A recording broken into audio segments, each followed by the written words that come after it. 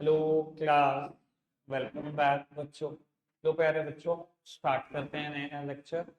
बेटा, last lecture में ना मैं एक चीज पे चर्चा कर रहा था। मैंने पढ़ाया कुछ नहीं था बेटा, अभी बुक से modes of entry into the international business. अभी आप बिल्कुल सामने देखेंगे, मैं बहुत काम की बात कर रहा हूँ बेटा। लास्ट लेक्चर में हमने एक टॉपिक किया था बेटा, modes of entry into the international business, कि इंटरनेशनल बिजनेस में किस किस मोड से आप एंट्री ले सकते हो। बेटा, मैंने ना लगभग 3 बातों पे थोड़ी थोड़ी चर्चा कर दी है। एक मैंने सबसे पहले बात की थी एक्सपोर्टिंग एंड इंपोर्टिंग की। बेटा, एक्सपोर्टिंग एंड इंपोर्टिंग सबसे इजीएस्ट वे है किसी भी इंटरनेशनल बिजनेस में एंट्री लेने का। अपने देश में बैठे रहो, एक्सपोर्टिंग स्टार्ट कर दो, दूसरे देश में आपकी एंट्री ऑटोमेटिकली हो गई। ठीक है जी। बेटा, उसके बाद हमने एक चीज लिखी थी, कॉन्ट्रैक्ट मैन्युफैक्चरिंग या आउटसोर्सिंग। क्योंकि मुझे आउटसोर्सिंग पहले बेसिक से बताना था, पहले मैंने बेसिक मतलब बताया उसका, और बेटा आपके शहर के ही एग्जांपल दिए, और फिर बेटा मैं इंटरनेशनल बिजनेस की भी बात करने लगा। करी थी ना बेटा मैंने मेडिकल ट्रीटमेंट की बात, करी थी ना मेडिकल ट्रीटमेंट अकाउंटिंग की बात। डॉक्टर मुकेश जैन का भी नाम आया था इस चीज में। ठीक है ना जी। तो वो थर्ड वन, जो थर्ड वे है, licensing and franchising. Licensing and franchising. 2 minute के लिए मेरी तरफ देखना है, इस पे 2 मिनट और लगाता हूं। और बेटा फोर्थ वन मेरे को जिसका आज डिस्कशन करना है वो है फॉरेन इन्वेस्टमेंट। Foreign investment. लो पुत्र जी, सब सामने देख रहे हैं। पहले इसकी बात करते हैं, लाइसेंसिंग एंड फ्रेंचाइजिंग। बेटा, लाइसेंसिंग एंड फ्रेंचाइजिंग में मैं पहले लाइसेंसिंग की थोड़ी सी बात करता हूं। बेटा, इस यहां पर ना दो टर्म आती हैं। एक टर्म आती है लाइसेंसर, एक टर्म आती है लाइसेंसी। Under licensing arrangement, licensor allow करता है लाइसेंसी को कि आप इसका कॉपीराइट, पेटेंट और ट्रेडमार्क का इस्तेमाल कर सकते हैं। आप लाइसेंसी, लाइसेंसर के कॉपीराइट, पेटेंट, ट्रेडमार्क का इस्तेमाल कर सकते हैं, और इसके बदले में आपको उसको एक फीस देनी होगी, जिसको हम लाइसेंसिंग फीस या बेटा फ्रेंचाइजिंग फी बोल सकते हैं। जो बेटा 1 करोड़, 2 करोड़, 3 करोड़, 5 करोड़ कितनी भी हो सकती है। ठीक है ना। मैंने एग्जांपल दिया था आपको बेटा, डोमिनोज के एंगल से एग्जांपल देखो। डोमिनोज सहारनपुर क्या कर रहा है बेटा, डोमिनोज के नाम का इस्तेमाल कर रहा है, उसके ट्रेडमार्क का इस्तेमाल कर रहा है। सारे ऐड डोमिनोज के नाम से करता है, सारे ऐड। सर, क्या उसी की रेसिपीज का यूज करता है जो रजिस्टर्ड रेसिपीज है, जो उसके नाम पर पेटेंटेड रेसिपीज हैं, उन्हीं रेसिपीज का इस्तेमाल करके बेटा खाना सर्व करता है। तो उसी के ही कॉपीराइट, उसी के पेटेंट, उसी के ट्रेडमार्क, इंटेलेक्चुअल प्रॉपर्टी का आप इस्तेमाल कर रहे हो, इसी चीज की फीस देते हो। बेटा सेम चीज होती है फ्रेंचाइजिंग में भी। आप बेटा वहां पर दो टर्म इस्तेमाल होती है, फ्रेंचाइजर, फ्रेंचाइजी। फ्रेंचाइजर और फ्रेंचाइजी। और फ्रेंचाइजी क्या करता है बेटा, पे करता है फ्रेंचाइजी फीस, के बदले में कॉपीराइट, पेटेंट, ट्रेडमार्क इस्तेमाल कर सकता है। फिर इन दोनों में फर्क ही क्या है बेटा, बाबू franchising is related with the services only and licensing term is related with the goods only. अगर गुड्स से रिलेटेड आपको कभी कॉपीराइट, पेटेंट, ट्रेडमार्क इस्तेमाल करने को मिल जाए तो बेटा वहां टर्म लाइसेंसिंग बोलना है, और सर्विस से रिलेटेड मिल जाए तो फ्रेंचाइजिंग। और मैं बता देता हूं, जितने रेस्टोरेंट बिजनेस है ये सर्विसेज कंसीडर होते हैं, इसलिए टर्म फ्रेंचाइजिंग आनी चाहिए। चाहे वो डोमिनोज हो, बर्गर किंग हो, पिज्जा हट हो, केएफसी हो, कोई भी बेटा ऐसा अरेंजमेंट। लेकिन मैं ये बोलूं बेटा, सहारन सॉरी इंडिया में किसी ने बेटा कोका कोला थम्स अप की एजेंसी ले रखी है, डिस्ट्रीब्यूटरशिप ले रखी है, और बेटा कोका कोला यूएसए में बैठा हुआ उससे अपने फॉर्मूलाज शेयर करता है कि कैसे आपको कोक बनानी है, कैसे पेप्सी बनानी है, और उस फॉर्मूला का इस्तेमाल करके बेटा यहां पर बंदा मैन्युफैक्चरिंग करता है और गुड्स बेचता है। तो बेटा यहां पर जो टर्म इस्तेमाल होगी वो लाइसेंसिंग होगी। लाइसेंसिंग और फ्रेंचाइजिंग में यही फर्क है बेटा। क्या ये international business entry, international business में एंट्री लेने का एक अच्छा मीन्स है, बहुत बढ़िया मीन्स है। हींग लगी ना फिटकरी, रंगाए चौखा ही चौखा। पैसा क्या लगा आपका भैया, डोमिनोज का पैसा क्या लगा इंडिया में, कुछ भी नहीं, दूसरों का पैसा लगवाया। ठीक है जी, खुद फ्रेंचाइजिंग फीस भी खाई, और अपने बिजनेस का नाम, नाम हमारा हो रहा है। केएफसी ऑस्ट्रेलिया में बैठी हुई एक बनी हुई कंपनी, नाम पूरे दुनिया में पहुंचा दिया अपना, KFC KFC KFC। पैसा कितना लगाया फॉरेन कंट्री में? जीरो, बल्कि लोगों से खा रखा है फ्रेंचाइजिंग फीस। गौरी जी, श्रेया जी, मैं डिस्टर्ब होता हूँ बहुत, ठीक है बात करने हैं, पर आप अति कर रहे हो आप। समझ आ रही है बेटा बात? तीनों बातें डन है ये बाबू। अब आ जाते हैं फॉरेन इन्वेस्टमेंट की बात करते हैं। ये सबसे इंपॉर्टेंट मुद्दा है इन चारों में से, बहुत आराम से इसको संभाल लेना, ठीक है। और मैं बता रहा हूं मैं अभी आज टोटल मिला के 4 बातें करूंगा, फॉरेन इन्वेस्टमेंट 2 बातें करूंगा। टोटल 5 एंट्री के मीन्स हैं, और बेटा इन 5 में से एक का आना बिल्कुल श्योर शॉट है। जो एडवांटेज और डिसएडवांटेज के साथ आएगा आज मैं शुरू कर दूंगा, एडवांटेज डिसएडवांटेज इसकी पढ़ाई, श्योर शॉट आना है बेटा। फॉरेन इन्वेस्टमेंट की बात करते हैं। अच्छा, किसी को ये पता है एफडीआई क्या होता है? ये टर्म सुनिए, एफडीआई, फॉरेन डायरेक्ट इन्वेस्टमेंट, सुनिए? वैसे मेरे को लगता नहीं अगर आपने एसएसटी पढ़ी है और ये टर्म ना सुनी हो, मैं मान तो नहीं सकता। सबने सुनी है ना एफडीआई? क्या होती है? एक बता दो, कोई एक। एफडीआई क्या होता है? अभिजीत पता है? सुनी है? नाम तो सुना है।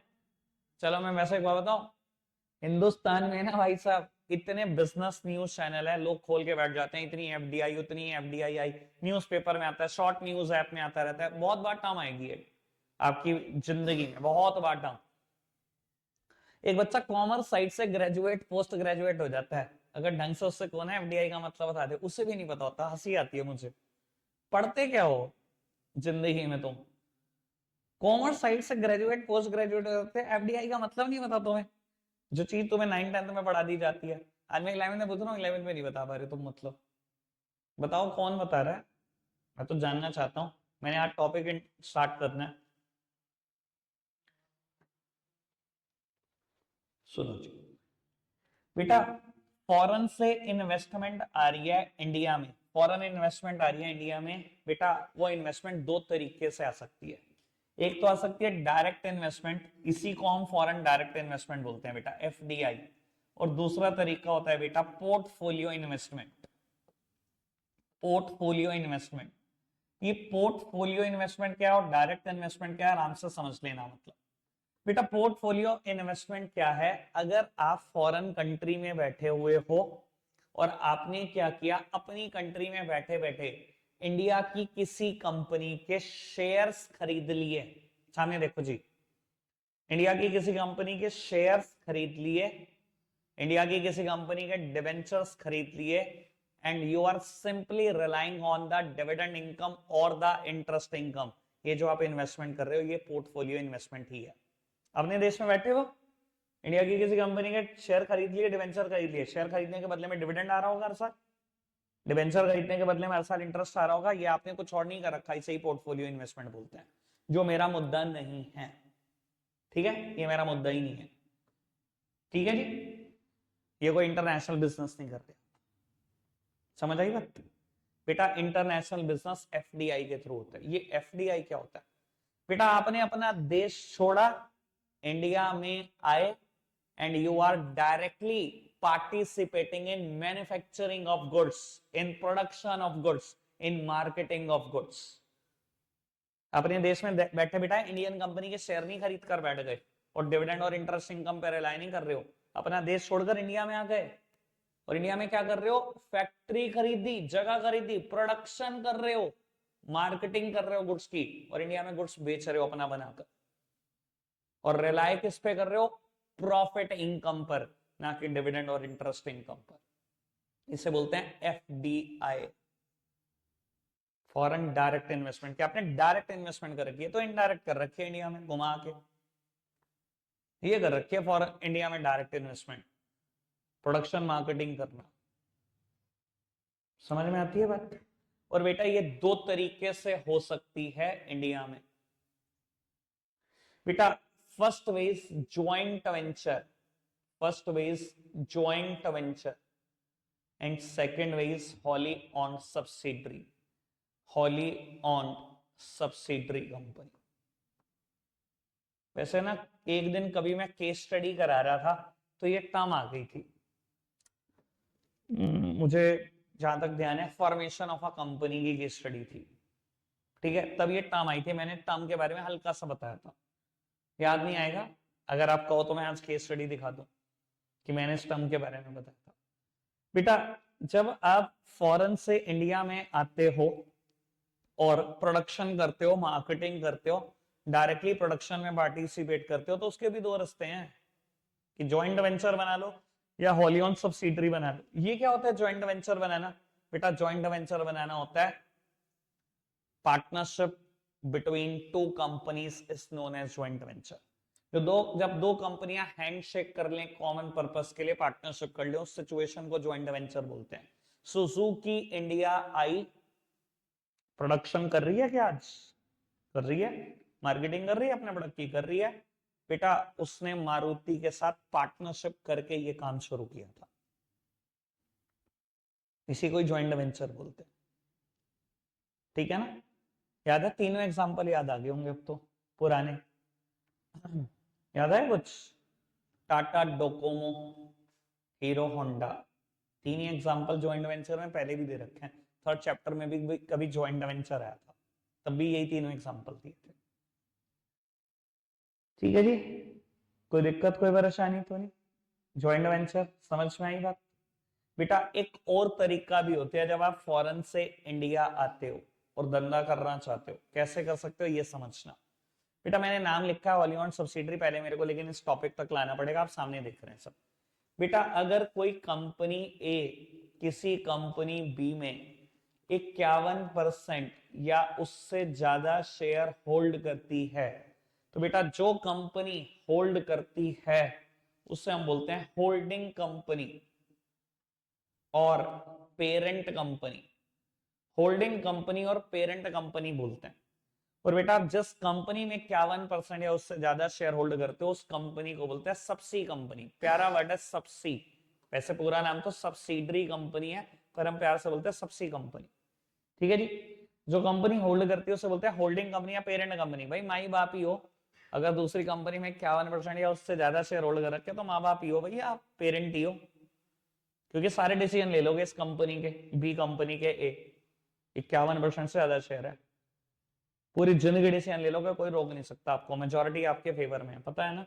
तो माँ बाप ही हो, तो पेरेंट कंपनी आप हो, और ये क्या है बेटा? Subsidiary company. सुनना बेटा, लेकिन अगर मैं बोलूं 51 या और ज्यादा की बात क्या करते हो, अगर ए कंपनी ने बी में पूरे 100% शेयर खरीद रखे हैं तो क्या? पूरे 100% कंपनी बी बनाई, 100% के 100% शेयर खरीद कर बैठ गए, आपका नाम नहीं बदलेगा, आप आज भी होल्डिंग कंपनी या पेरेंट कंपनी हो, क्योंकि 51% और मोर में 100% तो आ ही जाते हैं ना, ठीक है? आपका नाम थोड़ा सा बदल जाता है, ऐसी सिचुएशन में आपको बोलते हैं Holi owned subsidiary company. Holi owned, Holi owned subsidiary. Clear है बेटा बात? ठीक है जी बात?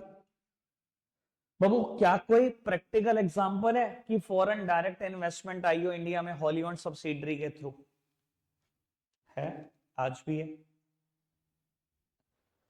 बेटा। एक कंपनी है यूनिलीवर, इसने इंडिया में कंपनी बनाई हिंदुस्तान यूनिलीवर और पूरे 100% शेयर खरीद लिए। क्या हिंदुस्तान यूनिलीवर इंडिया में डायरेक्टली प्रोडक्शन कर रहा है, गुड्स का मार्केटिंग कर रहा है? बिल्कुल कर रहा है। किसी को अगर ये मुकालता हो कि हिंदुस्तान यूनिलीवर क्या चाहिए, हमें नहीं पता बाबू। इंडिया का सबसे बड़ा कॉस्मेटिक ब्रांड है लैक्मे, पॉन्ड्स, नाम सुना है? सब हिंदुस्तान यूनिलीवर बनाता है, इससे ज्यादा मैं कोई और हिंट नहीं दे सकता, ठीक है जी? तो डायरेक्टली प्रोडक्शन करता है इंडिया में, मार्केटिंग करता है, एफडीआई है। कैसे आई एफडीआई? होली ओन्ड सब्सिडरी के थ्रू आई। समझ में आती है बात?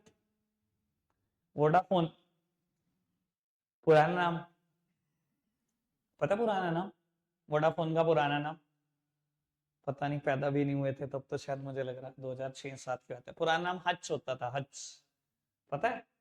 नहीं पता, पैदा ही नहीं हुए थे तुम पैदा भी नहीं हुए थे, सच बता रहा हूं, मैं बता देता हूं। लेकिन बेटा पुराना नाम होता था हच, इसी की सीरीज थी 97198 वाले नंबर, इसी की सीरीज थी, हच लाया था ये सीरीज। ठीक है, हच कंपनी हुआ करती थी, एक कंपनी हुआ करती थी हांगकांग की, हचीसन हांगकांग, हचीसन हांगकांग कंपनी थी, हांगकांग की 100% शेयर होल्ड करती थी हच में, हच से धंधा कराती थी सारा इंडिया। आइडिया का पुराना नाम पता है? ये जो पग ब्रीड फेमस करी थी ना, ये हच ने करी थी। डॉग की जो ब्रीड है पग, सारे हच ऐड करता था, हमें तो पता भी नहीं होता था कि डॉग की कोई ऐसी ब्रीड भी है। वो अपने ऐड में पग दिखाता था, हमें तब पता लगा अच्छा जी ये ब्रीड है, तो फेमस हुआ था। फिर बाद में वोडाफोन ने एक्वायर कर लिया, वोडाफोन भी ऐड करता था शुरू में पग से, वो सब हच का कॉपी कर रखा था क्योंकि हच कंपनी को एक्वायर किया था। आइडिया का पुराना नाम पता है? आइडिया कंपनी का भी पुराना नाम था एस्कोटेल, ESCOTEL। मैंने सिम भी चलाई हुई है एस्कोटेल कंपनी की, तब मैं 7th में होता था, तुम पैदा भी नहीं हुए थे, तब की बात बता। तो बेटा हचीसन हांगकांग ने भी होली ओन्ड सब्सिडरी बनाकर काम किया हुआ इंडिया में। क्लियर है जी बात? समझ में आती है बात? अब बेटा मैं वापसी कर जाता हूं एक बार, जरा अब इसी पेज पर आ जाओ। 4 तरीके से धंधा कर सकते हैं, फॉरेन में एंट्री ले सकते हैं, exporting importing easiest simplest way, contract manufacturing, outsourcing, licensing, franchising, और यहां पर 2 बातों का डिस्कशन करना है फॉरेन इन्वेस्टमेंट में, ज्वाइंट वेंचर और होली ओन्ड सब्सिडी। पांचों के मेरिट्स डीमेरिट्स कोर्स में, ठीक है जी। श्री गणेश करेंगे इससे और देखते हैं बाकी। तो बाबू एक बार जरा मैं थोड़ा सा चैप्टर का नमूना दिखा दूं, चैप्टर कैसे चल रहा है, कहां चल रहा है।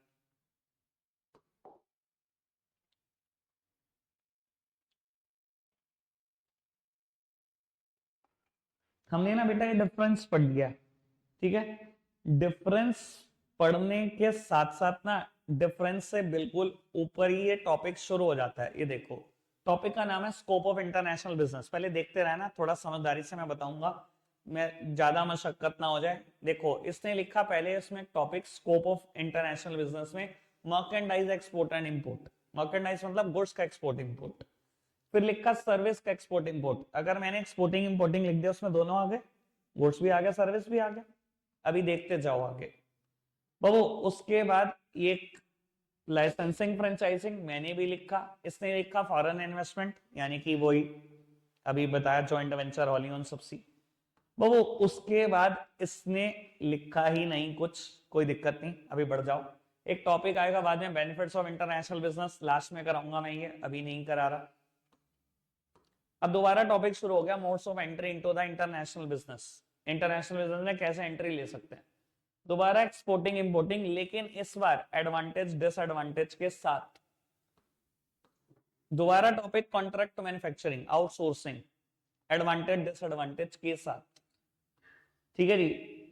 एक बार फिर से टॉपिक लाइसेंसिंग फ्रेंचाइजिंग, पर इस बार एडवांटेज डिसएडवांटेज के साथ, और फिर ज्वाइंट वेंचर, और लास्ट में होली ओन्ड सब्सिडी। तो बेटा एक बार पहले मैं टॉपिक सिंपल पढ़ाऊं, इंट्रो पढ़ाऊं, और फिर एडवांटेज डिसएडवांटेज पढ़ाऊं, मैंने ऐसा सोचा ही नहीं था, इसी वजह से मैंने पहला टॉपिक छोड़ दिया।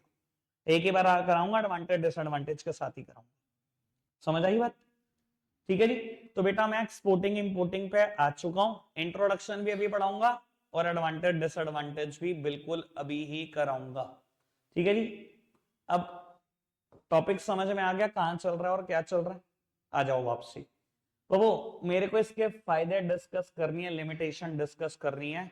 सबसे पहला फायदा जो हर किसी को लिखना है, वैसे मुझे उम्मीद नहीं है ये पेपर में आए, सिंपल एक्सपोर्टिंग इंपोर्टिंग, मुझे लगता है कुछ मुश्किल यहां से कुछ, या ज्वाइंट वेंचर या होली ओन सब्सिडी, इन तीनों को ये के आने के चांसेस बड़े ब्राइट है, बहुत ब्राइट, ठीक है जी। चलो खैर, लेकिन मैं डिस्कस करता हूं।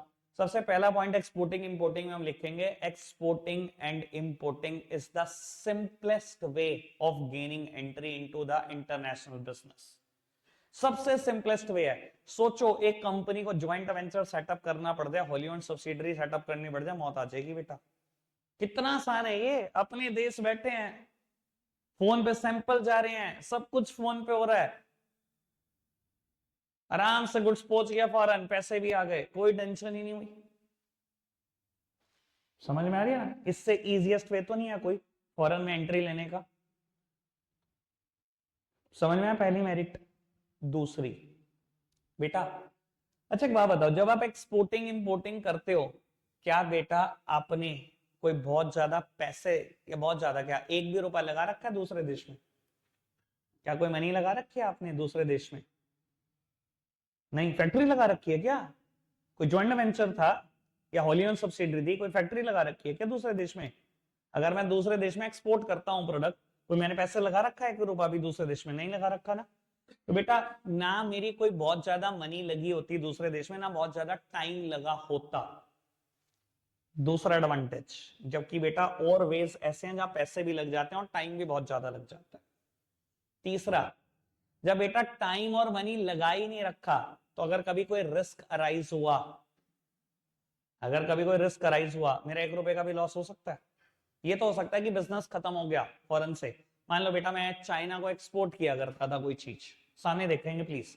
मान लो कि स्पाइसेस पर्टिकुलर, मेरा स्पाइसेस का काम है इंडिया में, और मैं स्पाइसेस ही एक्सपोर्ट करता था। ठीक है जी। मैंने कोई पैसा तो नहीं लगा रखा चाइना में, नहीं। वो बहुत टाइम दे रखा, बहुत ज्यादा कभी भी नहीं दिया टाइम। एक आधी विजिट कर रखी है चाइना बस, और कुछ नहीं कर रखा। ना बहुत ज्यादा टाइम लगा रखा, ना पैसे लगा रखे। सर मान लो चाइना और इंडिया की गवर्नमेंट के रिलेशन खराब हो जाते हैं और धंधा बंद करा देते हैं, बस धंधा ही तो बंद करा देंगे। यही सोचो, अगर मैंने वहां फैक्ट्री लगा रखी होती, करोड़ों रुपए लगा रखे होते, और उसके बाद वो कहते हैं इंडियंस से कोई रिश्ता नहीं और बाहर निकाल दो सारे इंडियंस को, तो मेरे कितने पैसे डूब जाते। ये नुकसान होली ओन्ड सब्सिडरी और ज्वाइंट वेंचर में हो सकता है, एक्सपोर्टिंग इंपोर्टिंग में कभी हो सकता है। तीन मेरिट समझ में आती है? सिंपलेस्ट वे, मनी और टाइम नहीं लगा रखा। या मनी टाइम नहीं लगा रखा तो exposure to money and time कभी कुछ होगा ही नहीं, रिस्क इज ऑलमोस्ट जीरो। तीन बातें, कोई दिक्कत, कोई परेशानी। तीन लिमिटेशन, तीन लिमिटेशन। बेटा जब आप एक्सपोर्टिंग इंपोर्टिंग करते हो ना, तो ध्यान रख लेना, पहली लिमिटेशन पता क्या होती है? आपका बेफालतू का बहुत खर्चा होता है। बेफालतू में ना एडिशनल पैकेजिंग। अब भैया गुड्स ने कहा जाना है, मरीन रूट से आना है। अब पता है भैया मरीन में 100 तरीके के रिस्क हैं। आप गुड्स को ज्यादा टेपिंग करते हो, ज्यादा अच्छे से पैकेजिंग करते हो कि रास्ते में ही सड़कें खराब ना हो जाए। एडिशनल पैकेजिंग का खर्चा होता है। फ्रेट, किराए भाड़े का खर्चा होता है। इंडिया से चाइना जाना भैया कोई छोटा किराया तो है नहीं, अच्छा खासा किराए का खर्चा होता है। एडिशनल पैकेजिंग, फ्रेट, और गुड्स जैसे ही चाइना पहुंचेंगे इंपोर्ट ड्यूटी। तीन खर्चे। अब यही सोचो आपने चाइना में फैक्ट्री लगा रखी होती, एडिशनल पैकेजिंग नहीं, किराया भाड़ा इंडिया से चाइना का नहीं, इंपोर्ट ड्यूटी नहीं, या होली ओन्ड सब्सिडरी और ज्वाइंट वेंचर ज्यादा अच्छा लगेगा। समझ में आ रही है बात? क्लियर? पक्का से? एक लिमिटेशन डन। कुछ गेस करना चाहेगा कोई और लिमिटेशन? एक आध मिनट है मेरे पास, अगर आप गेस करना चाहते हो कुछ।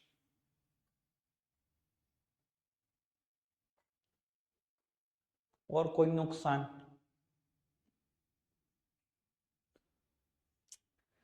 सर दूसरा नुकसान, अच्छा आप अगर एक्सपोर्टिंग इंपोर्टिंग में हो, आपने एक्सपोर्ट करते हो चाइना को, आपने कितनी विजिट करी होती है दूसरी कंट्री की? एक आध, 4-5 लोग की होंगी।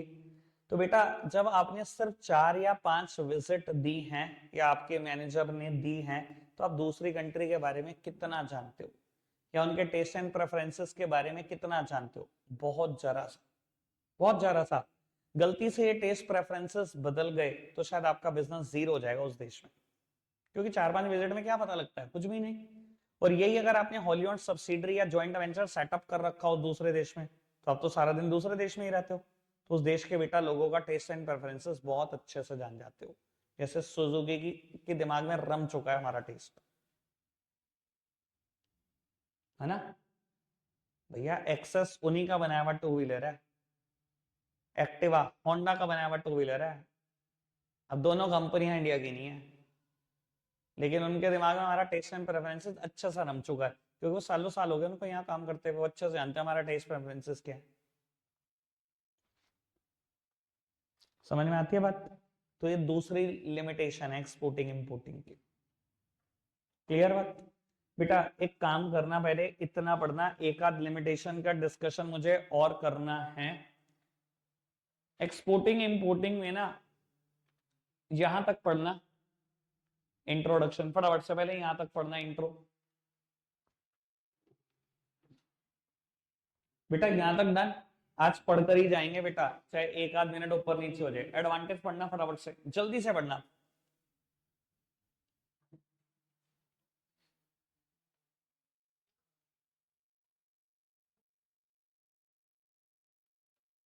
डन, सिंपलेस्ट वे, पैसा और टाइम नहीं लगा रखा,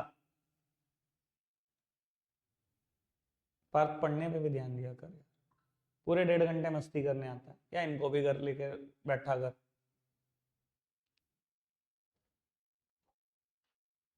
ये छोड़ दे फोन को। डन, ठीक है, क्योंकि पैसा और टाइम नहीं लगा रखा है, इसलिए पैसे पे टाइम पे कोई रिस्क भी अराइज नहीं हो रहा।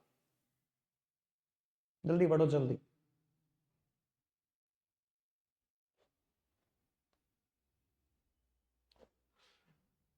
ठीक है पुत्र जी, लिमिटेशन।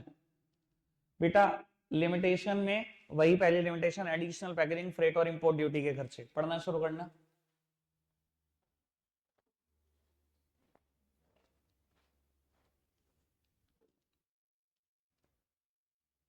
एडिशनल पैकेजिंग की कॉस्ट, ट्रांसपोर्टेशन यानी कि फ्रेट की कॉस्ट, इंश्योरेंस की कॉस्ट और ब्ला ब्ला ब्ला, कहीं ना कहीं इंपोर्ट ड्यूटी की भी बात आएगी। बहुत बड़ा पॉइंट था, ठीक है जी, देख लेना कहां पर आ जाए। आगे बढ़ना जी, एक सेकंड में इसकी बात करूंगा, ये पढ़ना।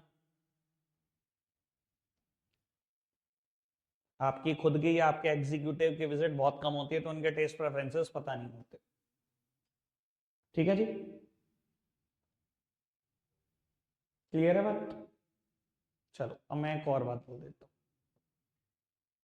बेटा एक ना चीज आती है कि एक्सपोर्टिंग इंपोर्टिंग ना फिजिबल ऑप्शन नहीं होगा अगर दूसरे देश में इंपोर्ट रेस्ट्रिक्शन होगी। सामने देखना चाहिए, आप इंडिया हो, आप चाइना हो, वो आप तो एक्सपोर्ट करना चाहते हो, लेकिन बेटा इनके कस्टम लॉ में लिखा हुआ है कि ये प्रोडक्ट इंपोर्ट करना अलाउड नहीं है चाइना में।